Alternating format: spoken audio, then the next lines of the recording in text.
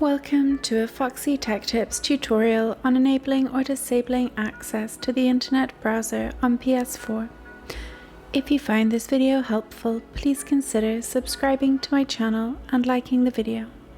From the dashboard of PS4, go up to the control panel and swipe to the right until you get to Settings and open them.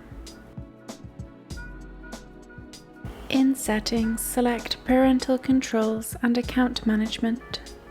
Select PS4 System Restrictions. Enter your PIN code here. If it's your first time in the settings, the default code is 0000. Now select Default Parental Controls.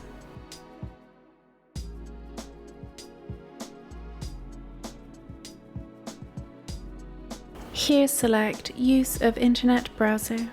On the pop-up, you can change the use of the internet browser to allowed or not allowed. The internet browser will now be activated or disabled on your PS4 console. And that draws an end to this tutorial.